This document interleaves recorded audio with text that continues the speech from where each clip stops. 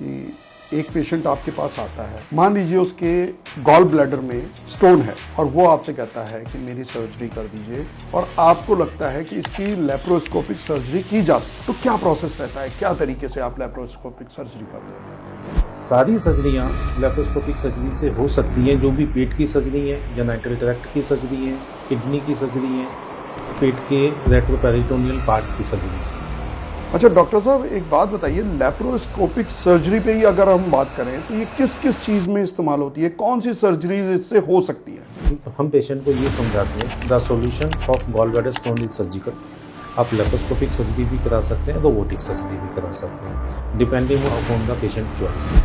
उसके बाद क्या होता है? ऑपरेशन होने के बाद उसकी कॉम्प्लिकेशंस क्या क्या होती हैं, क्या प्रॉब्लम वो फेस कर सकता है? ऐसा कुछ है क्या? क्या ये मिथ है या ये एक्चुअल में होता है कि आपका एक ऑर्गन हट गया है, उसकी वजह से आपका डाइजेस्टिव सिस्टम में कुछ प्रॉब्लम आ गई है? नमस्कार, सत श्री अकाल, अस्सलाम वालेकुम। हम श्री श्याम सरकार के पॉडकास्ट में आपको एक के बाद एक बड़ी बड़ी हस्तियों से मिलवाते रहते हैं। आज भी हमारे साथ एक अजीम शख्सियत हैं जिनका नाम है doctor Chandresh Gupta. Doctor Chandresh Gupta robotic, laparoscopic और जनरल सर्जरी के माहिर हैं। जनरल सर्जरी हम सब जानते हैं, अभी हम बाकी सर्जरीज के बारे में जानेंगे डॉक्टर चंद्रेश गुप्ता से। Welcome doctor Chandresh Gupta. Thank you. तो डॉक्टर साहब, मैं जानना चाहता हूं, मैंने आपको इंट्रोड्यूस कराया लैप्रोस्कोपिक सर्जरी, रोबोटिक सर्जरी और जनरल सर्जरी के बारे में। हमारे दर्शक जनरल सर्जरी के बारे में जानते हैं जिसमें नॉर्मल ऑपरेशन होता है, लेकिन हमारे दर्शकों को आप ये समझाइए कि लैप्रोस्कोपिक सर्जरी क्या होती है? लेप्रोस्कोपिक सर्जरी का मतलब ये होता है कि हम छोटे छोटे छेदों से बड़ी बड़ी कम्प्लेक्स सर्जरी भी कंप्लीट कर पाते हैं, जिसमें ज़्यादा से ज़्यादा 3 इंसिजन 3 से लेकर 5 mm के होते हैं, जिसको कि हम की होल सर्जरी कहते हैं। फ़ायदा इसका एडवांटेजेस ये होती हैं कि मिनिमल ब्लड लॉस होता है, मिनिमल पेशेंट को पोस्ट ऑपरेटिव पेन होता है, कोई शरीर पे स्कार नहीं आता, रिकवरी बहुत तेज़ होती है और हॉस्पिटल स्टे बहुत शॉर्ट होता है। तो laparoscopic is key hole surgery. We can do many complex oblique या all complex surgeries via key hole surgery route, जिसको कि लेप्रोस्कोपिक सर्जरी कहते हैं। मतलब लेप्रोस्कोपिक सर्जरी अगर कोई करवा रहा है तो उसे बहुत लंबे समय तक हॉस्पिटल में रुकने की ज़रूरत नहीं है? बिल्कुल नहीं है। उससे उसका ब्लड लॉस ज़्यादा नहीं होगा, तो ब्लड ट्रांसफ्यूजन? बिल्कुल sir, no blood loss, nearly no blood loss in laparoscopic surgeries. Okay. Patient को ऑपरेशन के बाद में पेन भी बिल्कुल मिनिमल होता है। पेशेंट को ये नहीं पता चलता कि उसका ऑपरेशन इतनी एडवांस की होल सर्जरी से, इतनी बड़ी बीमारी का ऑपरेशन इतने छोटे छोटे छेदों से हो गया है। ओके। अच्छा डॉक्टर साहब, एक बात बताइए, लेप्रोस्कोपिक सर्जरी पे ही अगर हम बात करें तो ये किस किस चीज़ में इस्तेमाल होती है, कौन सी सर्जरीज इससे हो सकती है?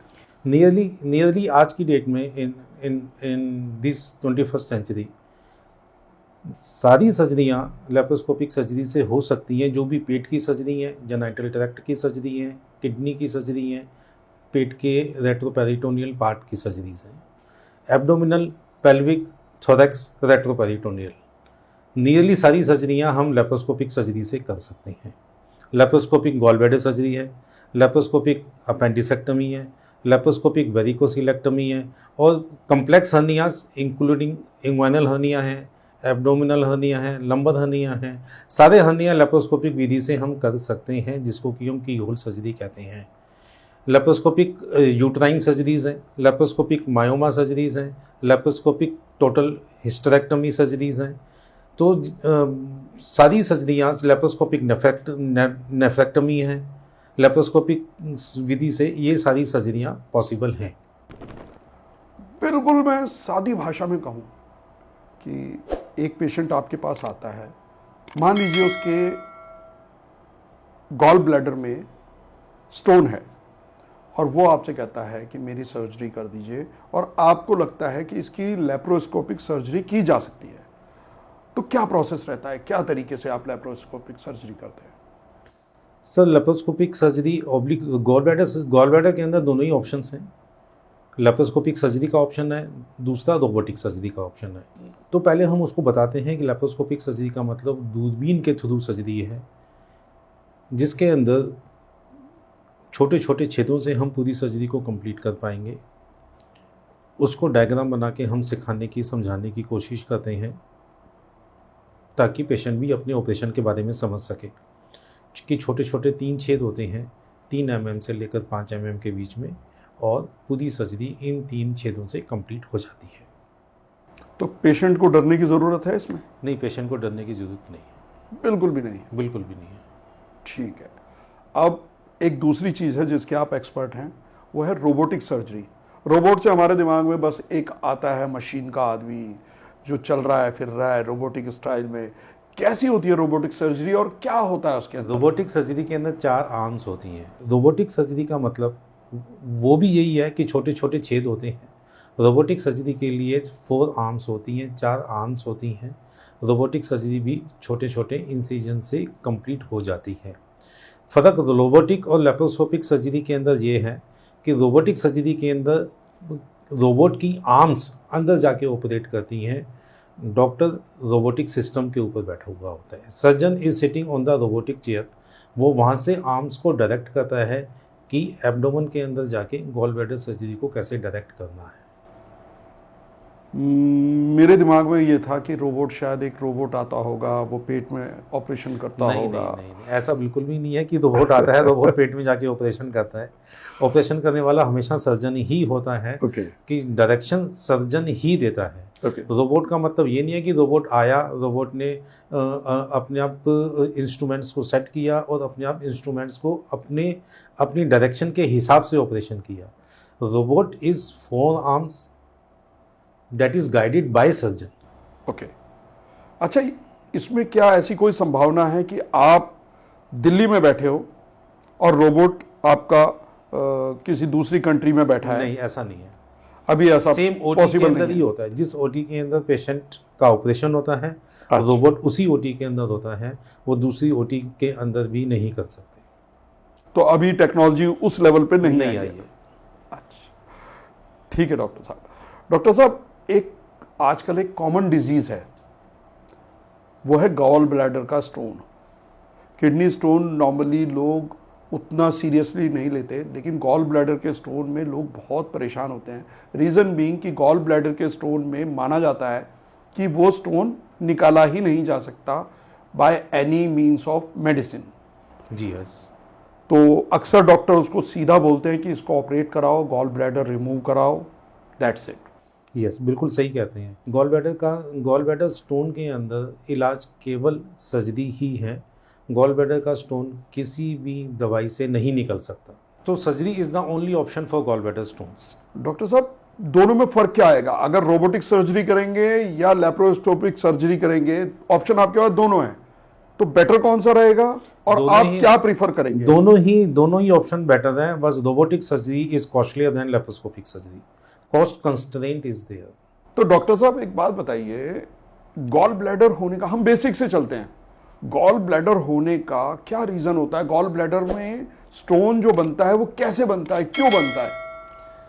गॉल ब्लैडर स्टोन फीमेल्स में ज़्यादा कॉमन होते हैं as compare to males. The reason is hormonal disbalances. Male के अंदर more common reason is dietary habits. Gall bladder के अंदर बाइल रहता है। बाइल का फ्लो जब धीमा पड़ जाता है तो वही क्रिस्टल्स बना के गॉल ब्लैडर स्टोन्स बना देता है। Hormonal disbalances is the main reason in the females, and dietary habits is also the main reason of making the gallbladder stones. आपने कहा कि मेल के कंपैरिजन में फीमेल्स में गॉल ब्लैडर स्टोन ज्यादा होता है, ऐसा क्यों है? Because of the hormonal changes are more common in females as compared to males. आपका कहने का मतलब है कि फीमेल्स में कुछ ऐसे हार्मोन्स सीक्रेट होते हैं जिसकी वजह से वो प्रोन होती हैं गॉल ब्लैडर स्टोन। तो जब आपके पास पेशेंट आते हैं, आप कैसे जज कर पाते हैं कि इसको, पेशेंट मेरी तरह आएगा आपके पास, वो कहेगा मुझे पेन है, या मुझे डाइजेशन की प्रॉब्लम है, या मुझे ब्लोटिंग की प्रॉब्लम है। अल्ट्रासाउंड, आप अल्ट्रासाउंड कराते हैं। Diagnostic modality of choice in gall bladder stone is ultrasonography. Ultrasonography, ultrasonography में आपको गॉल ब्लैडर का स्टोन का पता चल जाता है, साइज भी पता चल जाता है। साइज मैटर करता है ऑपरेशन के लिए? नहीं, किसी भी साइज का स्टोन हो, किसी भी साइज का स्टोन हो, चाहे छोटा हो, अल्टीमेट चाहे solution is surgical. Is surgical. Okay, तो आप का प्रोसेस कैसे रहता है? एक पेशेंट जब आपके पास आता है गॉल ब्लैडर के लिए, पता चल गया कि गॉल ब्लैडर में स्टोन है, तो फिर आपका नेक्स्ट मूव क्या होता है, नेक्स्ट स्टेप क्या होता है? नेक्स्ट स्टेप हम पेशेंट को ये समझाते हैं the solution of gall bladder stone is surgical. आप लेप्रोस्कोपिक सर्जरी भी करा सकते हैं, रोबोटिक सर्जरी भी करा सकते हैं, depending upon the patient choice. दोनों के बीच में जो बैरियर है वो कॉस्ट का बैरियर है। Robotic surgery slightly costlier as compare to the laparoscopic surgery. Secondly, फिर हम उसके रूटीन टेस्ट कराते हैं। Patient get convinced for the surgery, तो हम उसके बाकी के जो रूटीन टेस्ट हैं, CBC है, शरीर में हीमोग्लोबिन की मात्रा, ECG, चेस्ट एक्सरे, लीवर का टेस्ट, किडनी का टेस्ट, शरीर में खून को रोकने की मात्रा और viral markers, random blood sugar की, और अगर पेशेंट को अगर कोई हार्ट डिजीज़ आए तो उसका एक echocardiography. Then we send the patient to the anaesthetist. Anaesthetist वो लोग होते हैं जो पेशेंट को ऑपरेशन के दौरान बेहोशी की दवाई देते हैं। जब वो पेशेंट को ऑपरेशन के लिए फिट कर देते हैं तो हम पेशेंट को एडमिट करके सर्जरी कर देते हैं। तो डॉक्टर साहब, हम नेक्स्ट स्टेप पे आ गए। गॉल ब्लैडर का स्टोन आइडेंटिफाई हो गया, हमने उसको सर्जरी रिकमेंड कर दी, whether he is taking robotic surgery और he is taking laparoscopic surgery. उसके बाद ऑपरेशन के लिए आपको डिसीजन भी मिल गया, उसके सारे टेस्ट भी ठीक हैं, उसके सब कुछ ठीक है, या मान लीजिए टेस्ट में कुछ प्रॉब्लम भी है, से फॉर एग्जांपल उसका ब्लड प्रेशर ज़्यादा है या उसको हार्ट प्रॉब्लम है। इन दैट केस आप क्या क्या प्रिकॉशंस लेते हैं, और आप उसको क्या बोलते हैं कि क्या प्रिकॉशंस आपको लेनी है before going for the operation? We consult a physician and cardiologist before going ahead with surgery. We start the blood pressure medications as advised by cardiologists and physicians, and heart medicine by the cardiologist. Under the cover of these medicines, we go ahead with the surgery. और कितने दिन लगते हैं उसको operation के लिए prepare करने में? Then just one day, patient get prepared for surgery within a day, and patient comes to the hospital on the day of the surgery, and within 24 hours, patient goes home. Great. उसके बाद क्या होता है? Operation होने के बाद उसकी complications क्या क्या होती हैं, क्या प्रॉब्लम वो फेस कर सकता है? यूजली कोई कॉम्प्लिकेशन नहीं होती। Patient it is shorter hospital stay. Patient goes home within 24 hours. He takes bath, he resume his duty, he performs all his daily routine activities after discharge from the hospital. और gall bladder remove होने के बाद क्या lifestyle में कुछ change करना पड़ता है? No, not required. Not required. क्या उसके डेली रूटीन में कुछ फर्क आता है? No, कोई फ़र्क नहीं आता। उसके खाने पीने में भी कोई फ़र्क नहीं आता, उसके डेली रूटीन में भी कोई फ़र्क नहीं आता।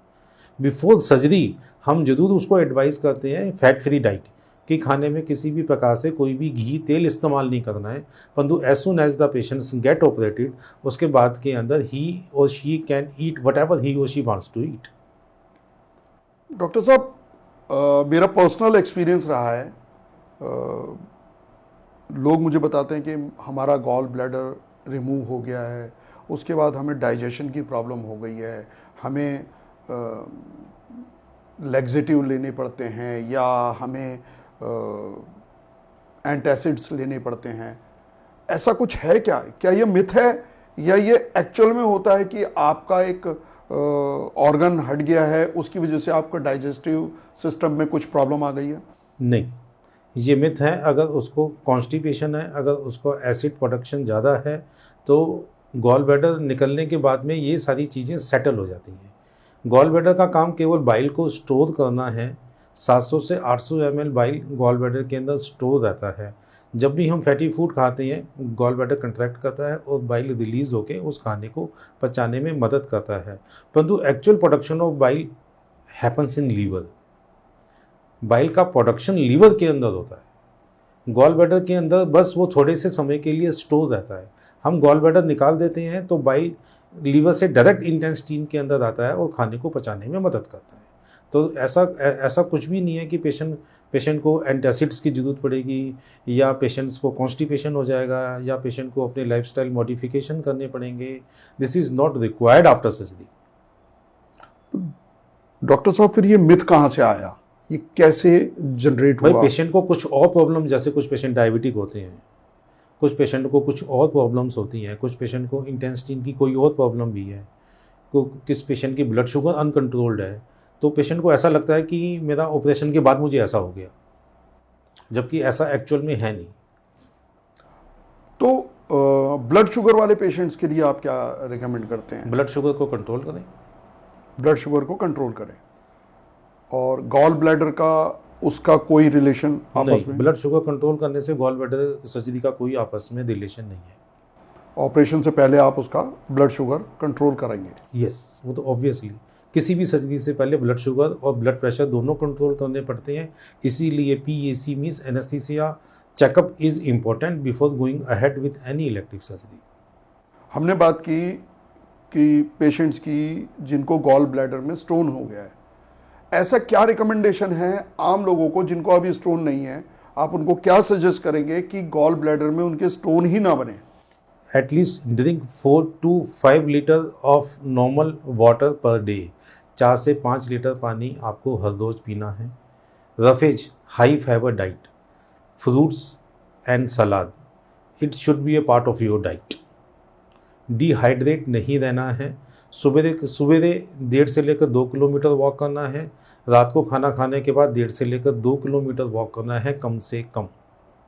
Daily routine, wake up early in the morning, go for a walk.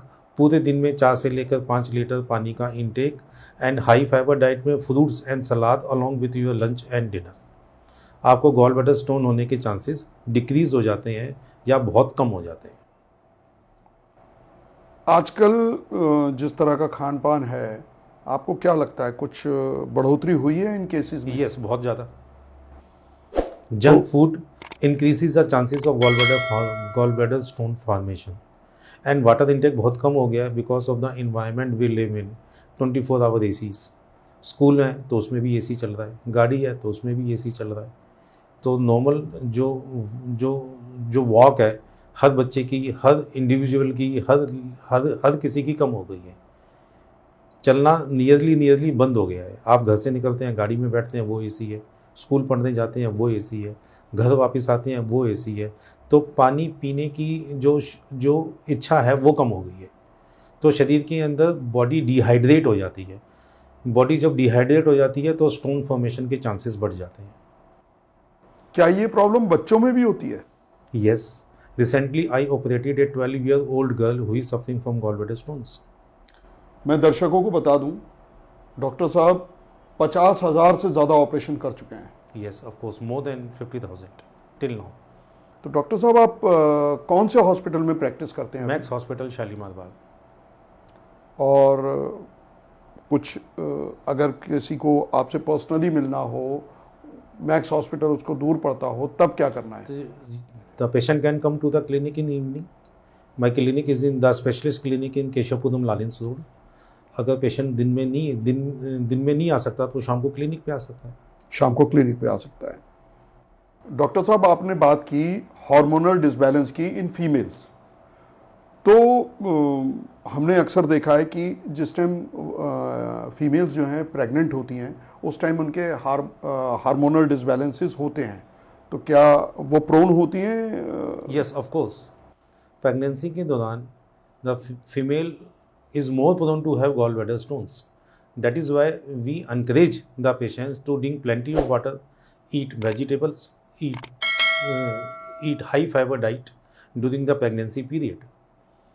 क्योंकि बॉडी जब डिहाइड्रेट हो जाएगी तो गॉल ब्लैडर स्टोन के होने के चांसेस बहुत बढ़ जाते हैं।